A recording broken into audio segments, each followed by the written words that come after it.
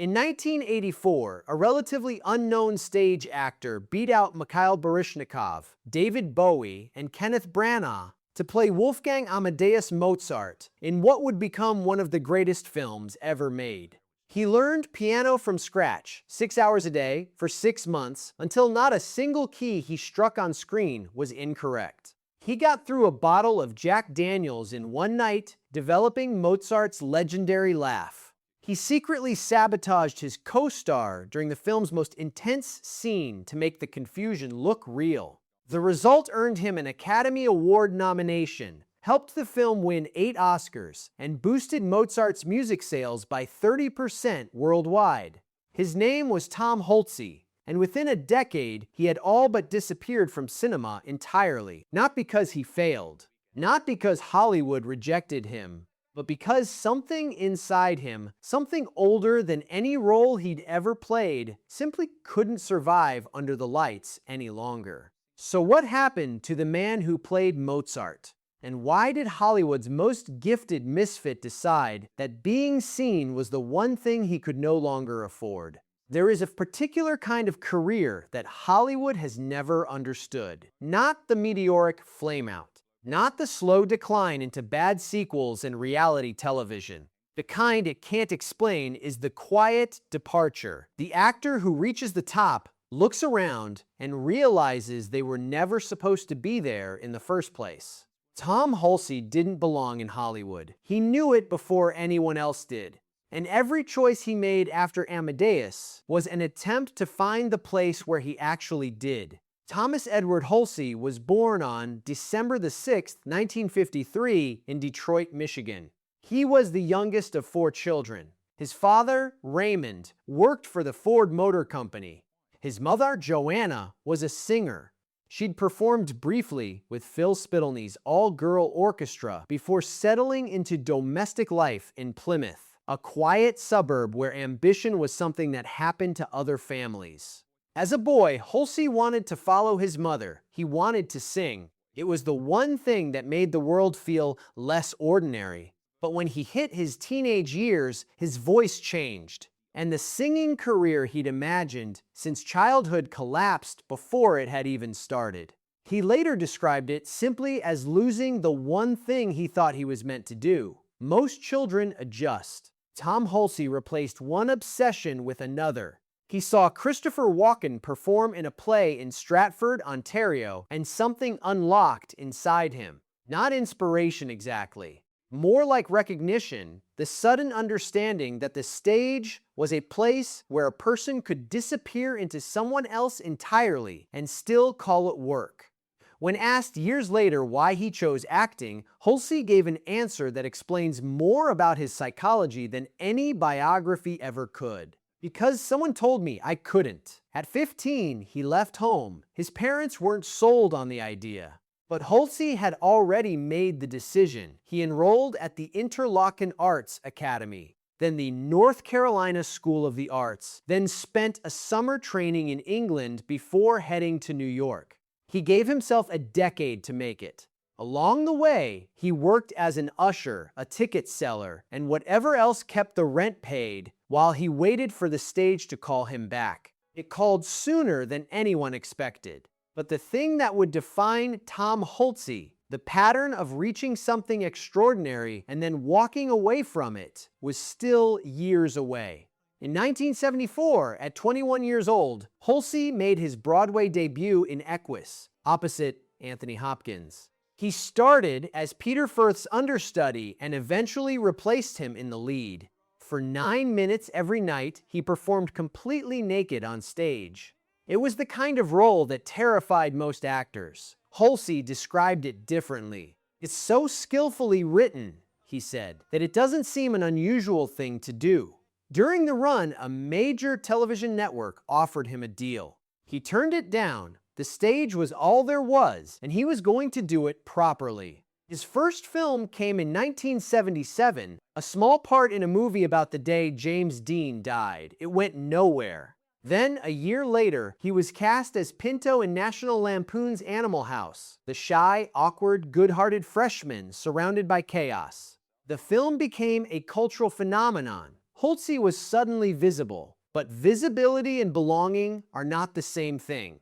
Then everything changed. You haven't subscribed yet? Now might be a good time. In 1984, Milos Forman was looking for someone to play Mozart in his adaptation of Peter Shaffer's stage play Amadeus. The audition process was grueling. Some sessions ran as long as 8 hours. Baryshnikov was considered. Bowie was considered. Branagh made the shortlist before Forman decided he wanted an all-American cast. And then Hulce walked in. What Forman saw was something the other candidates couldn't offer. Hulce didn't play Mozart as a genius. He played him as a child. Reckless, inappropriate, bursting with energy that had no socially acceptable container. He found an unlikely character reference in tennis player John McEnroe. I was looking for people who behaved in ways that meant you would never guess they had such divine abilities, he said. His preparation bordered on obsession. He learned piano from nothing, 6 hours a day for 6 months, practicing every Mozart symphony in the film in his Prague hotel room until his fingers ached. He spent an entire night with a bottle of whiskey developing Mozart's high-pitched manic laugh until Forman heard the one that felt dangerous enough. And during the film's most famous scene, the Requiem dictation, where Mozart rattles off music faster than Salieri can transcribe, Hulce deliberately skipped lines without telling anyone so that Murray Abraham's visible confusion was genuine. Elizabeth Berridge, who played Mozart's wife, later said that living with Hulce during and after filming was like being around a completely different person. He had disappeared so deeply into the role that the man who emerged on the other side wasn't quite the one who'd gone in. The film grossed over $90 million. It won 8 Academy Awards, including Best Picture and Best Director. Hulce was nominated for Best Actor. He lost to Murray Abraham, his own co-star, playing the jealous rival who stood in Mozart's shadow. At least, that's what it looked like, a loss. But the real damage wasn't the Oscar, it was something more insidious. Hollywood had seen Tom Hulce give one of the most electrifying performances of the decade, and it had no idea what to do with him next. He wasn't a leading man in the traditional sense. He wasn't handsome in the way studios could market. He wasn't interested in action films or romantic comedies or the franchise machinery that was beginning to swallow the industry whole. He was a character actor trapped in a leading man's moment, and the moment was already passing. What followed Amadeus was not a collapse. It was a slow, quiet dispersal, like watching someone gradually lose interest in the party they've been invited to. Hulce took the kinds of roles that interested him and confused everyone else. Dominic and Eugene in 1988, a devastating performance as an intellectually disabled garbage collector opposite Ray Liotta, earning him his second Golden Globe nomination. Parenthood in 1989 with Ron Howard, where he played the aimless, wayward son of Jason Robards. Supporting roles in Fearless, in Kenneth Branagh's Frankenstein, in a Russian film about Stalin's projectionist. Meanwhile, on stage, he was doing the work that actually mattered to him. In the mid-'80s, he appeared in 2 productions of Larry Kramer's The Normal Heart, a raw, furious play about the AIDS crisis, at a time when most of Hollywood wouldn't touch the subject. In 1990, he originated the role of Lieutenant Daniel Kaffee in Aaron Sorkin's A Few Good Men on Broadway, the same role Tom Cruise would later make famous in the film. Hulce earned a Tony nomination. The film role went to someone else. The pattern was becoming impossible to ignore. Every time Hollywood had the chance to elevate Tom Hulce, it chose somebody more marketable instead. And every time that happened, Hulce retreated a little further into the one place that had never rejected him, the stage. But there was something else, something the industry didn't know or wouldn't acknowledge. Tom Hulce was gay.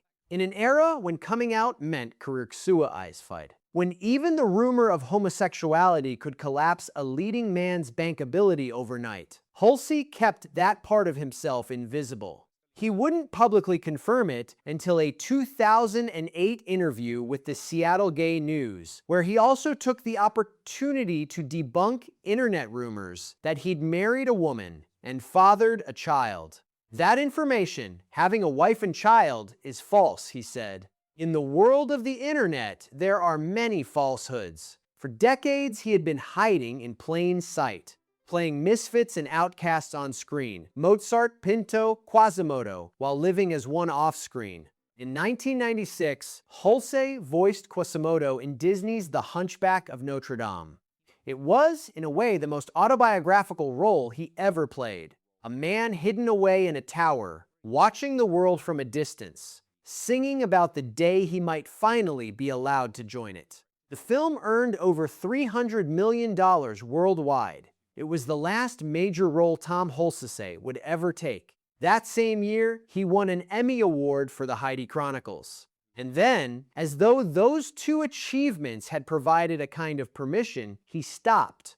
"My brain just changed," he told the Pittsburgh Tribune Review. No dramatic announcement, no public farewell. He simply stopped auditioning, stopped taking calls, and moved to Seattle, 2,800 miles from Hollywood, as the American mainland allows. The reality was more complicated than one sentence could carry. His brain hadn't just changed. It had been telling him the same thing for 20 years, that the roles Hollywood offered him were never going to be big enough for what he actually needed to say, and that the person he was off-screen would never be safe in front of the cameras. What happened next didn't look like a Hollywood story, because it wasn't one. Hulce started producing. He co-directed a 6-hour stage adaptation of John Irving's The Cider House Rules, shepherding it from the Seattle Repertory Theater to off-Broadway. He produced a festival of Alan Bennett's Talking Heads that won 6 Obie Awards. And then, in 2007, he produced Spring Awakening, a raw, electric musical about teenage sexuality based on a once-banned German play. It won 8 Tony Awards, including Best Musical. Tom Hulce stood on the same stage where he'd once performed naked in Equus at 21 years old, and this time he accepted the award not for disappearing into someone else, but for building something that belonged entirely to him. He went on to produce American Idiot, the Green Day musical, that earned a Tony nomination. Then Ain't Too Proud, the Temptations musical that received 11 Tony nominations. As of this year, he's producing a Broadway revival of Chess. He never stopped working, he just stopped performing. So here is the question we started with. What happened to the man who played Mozart? The answer is that he finally did the thing Mozart never got to do. He lived long enough to choose his own terms. Look at the evidence. A boy who dreamed of singing and lost his voice. A teenager who left home at 15 because someone told him he couldn't make it.